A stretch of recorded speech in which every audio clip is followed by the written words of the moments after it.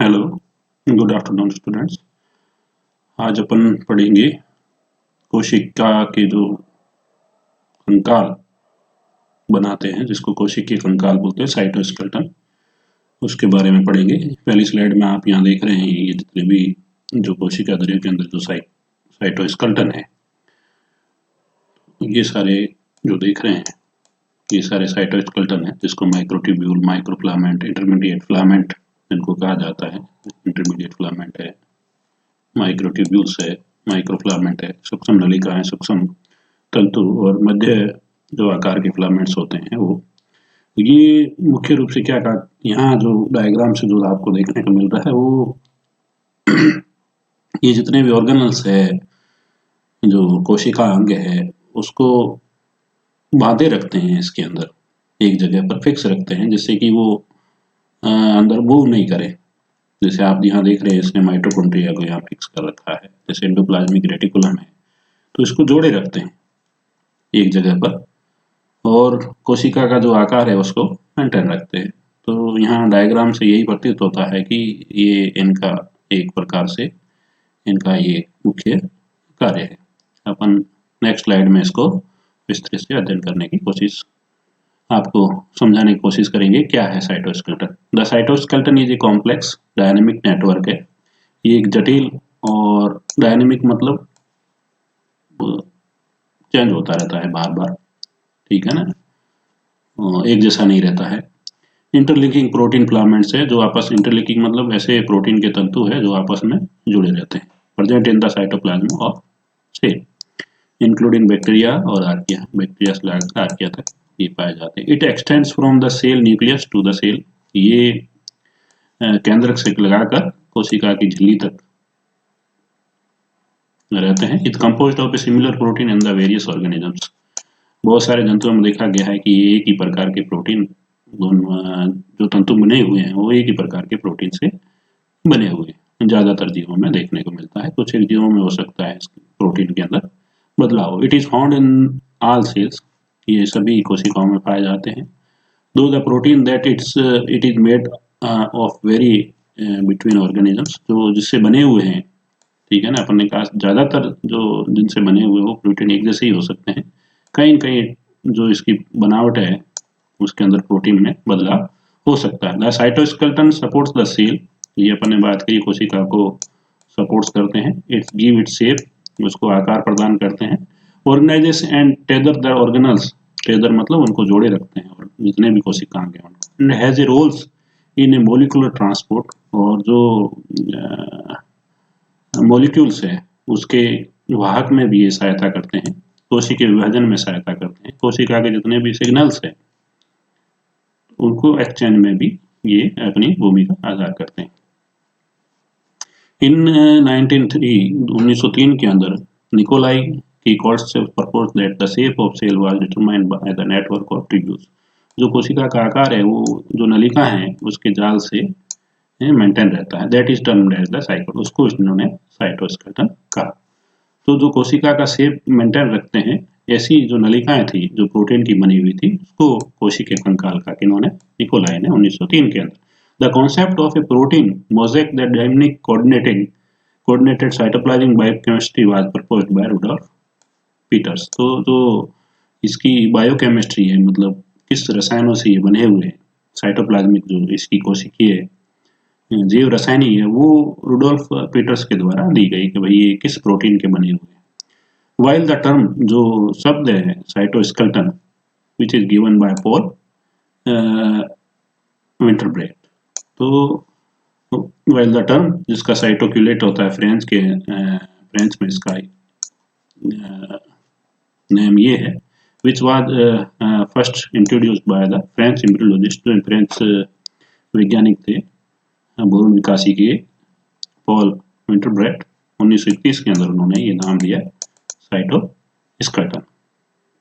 Structure of the cytoskeleton, जो कोशिकीय कंकाल है वो किससे बना हुआ है। तो द एम्ब्रियोनिक साइटोस्केलेटन, जो भ्रूणीय विकास जब होता है, डेवलपमेंट होता है, कोशिकाएं बननी चालू होती है, इस consist of 3 types of filaments, 3 प्रकार के तंतु का, which are elongated chains of protein, जो कि एक लंबवत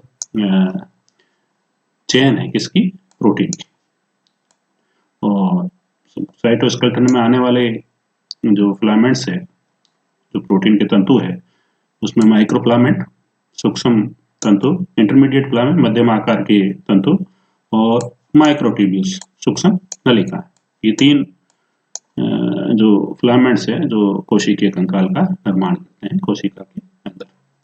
माइक्रोफिलामेंट्स क्या है? Microfilaments also called as actin filaments, इनको एक्टिन तंतु भी कहा गया है। Are polymer of protein actin that are the part of cell cytoplasm, जो क्या करते हैं, पॉलीमराइजेशन होता है किसका? एक्टिन प्रोटीन का। बहुत सारे एक्टिन प्रोटीन बाइंड होकर इस तंतु का निर्माण करते हैं, जिसको सूक्ष्म तंतु या माइक्रोफिलामेंट कहा गया है। The cytoskeleton is the network of protein filaments that extend throughout the cell. जितना भी कोशिका कंकाल है वो एक जाल है किसका? प्रोटीन के तत्वों का। That extend throughout the cell, तो पूरी सेल में बिखरे हुए हैं। Giving the cell structure, जो कि सेल को आकार प्रदान करते हैं। Keeping organelles in place, जो कोशिका अंग है उनको जगह प्रदान करते हैं जिससे कि वो एक जगह से दूसरी जगह ज्यादा मूवमेंट नहीं कर पाए। Microfilaments are the smallest filaments of the, जितने भी साइटोस्केलेटन में जो प्रोटीन तंतु है जिसमें माइक्रोफिलामेंट, इंटरमीडिएट फिलामेंट और माइक्रोट्यूब्यूल, तो उसमें सबसे जो छोटे प्रोटीन के तंतु है वो कौन से हैं? माइक्रोफिलामेंट। माइक्रोफिलामेंट साइटोस्केलेटन में आने वाले सबसे छोटे आकार के प्रोटीन तत्व या छोटी साइज के प्रोटीन तत्व। They have roles in the cell movement, इनका जो भूमिका है वो कोशिका के मूवमेंट में है। कोशिका का जो मूवमेंट होता है, चलना फिरना होता है, उसमें ये सहायता करते हैं। मांसपेशीय जितना भी संकुचन है उसमें इनका माइक्रोफिलामेंट्स का रोल है, और कोशिकीय विभाजन में ये तीन जो कार्य है वो इस सूक्ष्म तंतुओं के द्वारा पूरा किया जाता है, उसमें ये सहायता करते हैं। एक तो कोशिका के मूवमेंट में, मांसपेशीय संकुचन में और कोशिका विभाजन में। यहाँ पर देख रहे हैं आप, ये जो माइक्रोफिलामेंट है उसका एसोसिएशन और डिसोसिएशन है। तो जो प्लस एंड है वहां पर जैसे ही जो एटीपी है मॉलिक्यूल्स बाइंड होता है जी एक्टिन प्रोटीन की, तो ये पूरा जी फिलामेंट बनता है जिसको एफ एक्टिन कहा जाता है। फिलामेंटियस एक्टिन कहा गया है, एफ एक्टिन। तो ग्लोबुलर एक्टिन प्रोटीन होता है, जी मतलब ग्लोबुलर, जी का अर्थ यहाँ पर है ग्लोबुलर, ठीक है ना, ग्लोबुलर प्रोटीन है। तो ये असेंबल होता है, असेंबल मतलब जुड़ता है आपस में। तो जहाँ प्लस एंड है वहाँ ये जुड़ता जाता है और जहाँ माइनस एंड है वहाँ पर ये बिखरता रहता है। तो इसलिए इसको डायनेमिक नेचर कहा गया है, इसकी प्रकृति डायनेमिक है, मतलब ये बनता है बिखरता है, ये ऑटो मैकेनिज्म में स्वतः होती है। तो इसका प्लस जो एंड है उस तरफ ये एटीपी की सहायता से जो ग्लोबुलर एक्टिन प्रोटीन है वो जुड़ता है, और जो नेगेटिव साइड है वहां पर ये डिसोसिएट होता रहता है। जैसे ही एटीपी इसके बाइंड होगा तो ये जुड़ेगा, जैसे ही एटीपी फॉस्फोराइलेशन हो जाएगा, एटीपी का डीफॉस्फोराइलेशन हो जाएगा तो ये वापस बिखर जाएगा। तो ये ऑटो क्लैंपिंग प्रोटीन की सहायता से ये आपस में जुड़ते हैं, और ये सेल्फ असेंबली, ऑटो असेंबली, अपने आप स्वतः ही जुड़ते हैं एटीपी की सहायता से, और ऑटो ही ये बिखर जाते हैं। मतलब dephosphorylation of ATP and phosphorylation of ATP, जैसे ही फॉस्फोराइलेशन इसका डीफॉस्फोराइलेशन होगा तो ये जीडीपी बनते ही ये क्या कहते हैं, जैसे ये एडीपी बन गया मॉलिक्यूल्स, तो ये बिखर जाएंगे। तो ये माइनस एंड पे ये धीरे धीरे बिखर जाते हैं, और जो प्लस एंड है वहां से ये जुड़ते हैं एटीपी की सहायता से। माइक्रोफिलामेंट स्ट्रक्चर, जो भी ये आपने डायग्राम में देखा उसकी बात करते हैं। Microfilament are composed of two strands, दो स्ट्रैंड्स का बना हुआ होता है। इसकी दो इकाइयां होती है, सब यूनिट्स उप इकाइयां होती है। प्रोटीन जो कि एक्टिन है, हैंस द नेम ऑफ इसका एक्टिन फिलामेंट रखा गया, जिसको अपन कहते हैं एफ एक्टिन। जब ये दो धागे इसके एक्टिन के आपस में जुड़ जाते हैं एटीपी की सहायता से, तो उसको एफ एक्टिन कहा जाता है, यानी कि फिलामेंटियस एक्टिन। वाउंड इन ए स्पाइरल, और ये स्पाइरल कंडीशन में, मतलब ऐसे ऐसे आपस में जुड़ते हैं, तो इसको स्पाइरल वाउंड मतलब जुड़ना। Specifically the actin subunits that come together to form a microfilament are globular protein.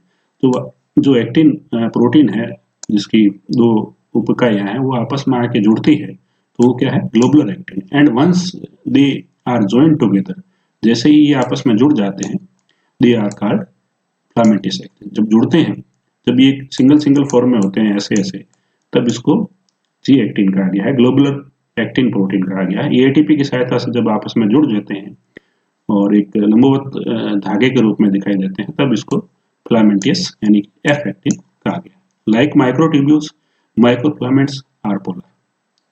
जैसे सूक्ष्म नलिका है उसी तरह जो सूक्ष्म तंतु है वो भी पोलर है। पोलैरिटी मतलब उनका एक सिरा है वो पॉजिटिव है और दूसरा सिरा है नेगेटिव है।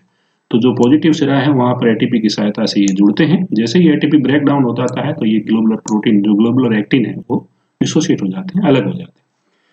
There positively charge are the plus, तो जो पॉजिटिवली चार्ज है उस तरफ प्लस है, is barbed and their negatively charge minus is pointed. तो जहां पर पॉजिटिव एंड है और जहां पर जो जी एक्टिन प्रोटीन है आपस में जुड़ रहे हैं एटीपी की सहायता से, तो वो थोड़ा ब्रॉड एंड है, मतलब बड़ा एंड है। और जहां पर नेगेटिव एंड है तो वो वहां से वो डिसोसिएट हो रहे हैं, क्यों, जो जी एक्टिन प्रोटीन है जो एटीपी की सहायता से जुड़े हैं, जो माइनस एंड पे वो बिखर रहे हैं, डीपोलराइज्ड हो रहे हैं। तो पॉजिटिव एंड पे वो पोलराइज्ड होते हैं एटीपी की सहायता से, और जो नेगेटिव एंड है वहां पर वो डीपोलराइज्ड होते हैं। तो वहां पर जो सिरा है नेगेटिव एंड वाला वो क्या है, पॉइंटेड है। Polarization occurs due to the molecular binding patterns of the molecules that make up the microfilament. तो जो मोलिकुलर बाइंडिंग की वजह से ये आपस में जुड़ते हैं एटीपी की सहायता से, और ये माइक्रोफिलामेंट सूक्ष्म तंतु का निर्माण करते हैं। It also like microtubules the plus end grows faster than the minus and. तो माइक्रोट्यूब्यूल्स के अंदर भी जो पॉजिटिव एंड होता है उसी तरह माइक्रोफिलामेंट सूक्ष्म तंतुओं के अंदर सूक्ष्म नलिकाओं की तरह ही जो पॉजिटिव एंड होता है वो बहुत तीव्र गति से ग्रो करता है, और जो माइनस एंड है वो धीमी गति से ग्रो करता है। ग्रो करता है क्या, वहां डिसोसिएशन हो रहा है। तो the plus end grows faster than the minus end. Microfilaments are the thinnest filaments, already discussed in previous slides के जो भी सूक्ष्म तंतु है वो जितने भी कोशिकीय कंकाल जिससे बनता है माइक्रोफिलामेंट्स, माइक्रोट्यूब्यूल्स और इंटरमीडिएट फिलामेंट, उसमें सबसे जो पतले तंतु है वो है microfilaments. Cytoskeleton with diameter of about, जिनका डायमीटर क्या होता है, करीब करीब 7 नैनोमीटर, 6 से 7 नैनोमीटर का होता है। ये microfilaments begin to form when 3 G actin proteins come together by themselves to form a trimer. अब ये इनका पोलराइजेशन कैसे होता है, मतलब ये जुड़ते कम है। जैसे ही 3 जी एक्टिन प्रोटीन पास में आ जाते हैं और इनके साथ एटीपी आ जाता है तो ये आपस में बाइंड हो जाते हैं, ठीक है ना, इनका पोलराइजेशन शुरू हो जाता है। Then more actin binds to barb end, जैसे जैसे धीरे धीरे उसके पश्चात बहुत सारे और भी जी एक्टिन जो प्रोटीन है वो आके जुड़ते हैं। प्रोसेस ऑफ सेल्फ असेंबली, ये ऑटो असेंबली है, इज एडेड बाय द ऑटोक्लैम्पिन। ऑटोक्लैम्पिन जो प्रोटीन है उसकी सहायता से ये आपस में जुड़ते हैं, which act as a motors to help assemble the long strands that make up microfilaments. तो जो लंबा स्ट्रैंड है वहां धीरे धीरे असेंबल हो जाते हैं। Two long strands of actin arrange in spiral manner, तो ये जो एक एक्टिन का और दूसरा एक्टिन का तंतु, तो ये स्पाइरली अरेंज्ड होते हैं order to form a microfilament, जिस वजह से माइक्रोफिलामेंट का निर्माण होता है। तो ये ऑटो असेंबली है। पोलैरिटी पाई जाती है इसके अंदर, पॉजिटिव एंड और नेगेटिव एंड पाया जाता है। पॉजिटिव एंड पर ये बाइंड होते हैं, पोलराइजेशन होता है इनका, और जब 3 जी एक्टिन जो प्रोटीन है आपस में जुड़ते हैं एटीपी की सहायता से तो इनका पोलराइजेशन शुरू होता है, माइक्रोफिलामेंट्स का बनना चालू होता है, और 2 स्ट्रैंड्स मिलकर स्पाइरली ये बाइंडिंग होते हैं, तब जाके माइक्रोफिलामेंट्स का निर्माण होता है। और जितने भी साइटोस्केल्स जिनसे बनता है उनसे सबसे पतले जो तंतु है वो माइक्रोफिलामेंट्स। फंक्शन ऑफ माइक्रोफिलामेंट्स, कार्यकी की बात करें तो मसल्स में अपने सेल डिवीजन बार की दिया, सेल मूवमेंट का मेनली, और मसल्स कॉन्ट्रैक्शन कोशिका के चलने फिरने में हेल्प करता है, जैसे इवन इन अमीबा, और जो मांसपेशीय संकुचन होता है उसमें ये हेल्प करते हैं। Muscles contraction, one of the most important roles in microfilament is to contract the muscles. जो मसल का संकोचन होता है उसकी ये मुख्य भूमिका निभाते हैं उसके अंदर। There is a high concentration of a microfilament in muscle cells. मांसपेशी कोशिकाओं की बात करें तो सबसे ज्यादा उसके अंदर जो तंतु पाए जाएंगे वो माइक्रोफिलामेंट के होते हैं। वेयर दे फॉर्म मायोफाइब्रिल, जहाँ पर ये क्या करते हैं, माइक्रोफाइब्रिल बनाते हैं। The basic unit of muscles, जो मसल्स का जो इकाई है वो क्या है, मायोफाइब्रिल है, मायो तंतु है या मसल तंतु कहते हैं। Actin is indispensable protein for the muscles movement, and microfilament are often called as actin filament because actin is so prominent in muscular system. तो actin प्रोटीन का वहाँ होना बहुत ही आवश्यक है, जो मायोसिन के साथ जुड़कर स्लाइडिंग मूवमेंट करता है, जिस वजह से मसल के अंदर संकुचन और रिलैक्सेशन होता है, जिसी से मांसपेशियों में मूवमेंट हो पाता है। इन मसल से actin works together with the protein myosin. तो ये यहाँ आ गया है कि भाई एक्टिन मायोसिन के साथ जुड़कर बाइंड होता है, जिससे मसल्स क्या होती है, कॉन्ट्रैक्ट करती है और रिलैक्स होती है। Here neither actin nor myosin can work properly without each other. मतलब एक एक्टिन नहीं होगा तो मायोसिन प्रॉपर्ली वर्क नहीं करेगा, मायोसिन नहीं होगा तो एक्टिन प्रॉपर्ली वर्क नहीं। And they form a complex called actomyosin. जब ये दोनों जुड़ते हैं तो एक कॉम्प्लेक्स निर्माण होता है एक्टोनोमाइसिन, जो मसल्स के अंदर है। Group of actomyosin are found in sarcomere. तो ये जो सार्कोमियर्स के अंदर जो मांसपेशी में होती है, ठीक है ना, उनके अंदर ये एक्टोमाइसिन की फॉर्मेशन होता है। The basic unit of muscles tissue, मांसपेशी ऊतक की बात करें तो उसका बेसिक यूनिट, ठीक है ना। सेल मूवमेंट में तो अपन एक तो मसल्स मूवमेंट में ये सहायता करते हैं, मसल्स कॉन्ट्रैक्शन में, और दूसरा है कोशिका के मूवमेंट में। Microfilaments play a role in causing cell to move. तो ये इनका अपनी भूमिका है किसके अंदर, सेल के मूवमेंट में। This occurs throughout the body and it also very important for the organism. ये जीवों के लिए बहुत जरूरी है। Whose entire body consist of one cell, जिनकी कोशिका मान लो एक ही कोशिका से मिलकर बना हुआ है, जिसका पूरा सच है अमीबा। तो without microfilament they could not motile. तो जैसे माइक्रोप्लांट्स नहीं होंगे अमीबा जैसे जीवों के अंदर जो कि एक कोशिका से बने हुए, तो वो मूव नहीं कर पाएंगे। Actomyosin plays a role here just as it does in muscles. जैसे मांस पेशी कोशिकाओं के अंदर जो एक्टोमाइसिन कैसे रोल अदा करता है, उसी तरह अमीबा जैसे एक कोशिकीय जीवों में भी इसी प्रकार की ये भूमिका निभाता है उसके मूवमेंट के लिए। In the order for the cell to move, one end of microfilament must elongate while the other end must shorten. तो जब ये मूव करते हैं तो माइक्रोप्लांट का जो एक सिरा है वो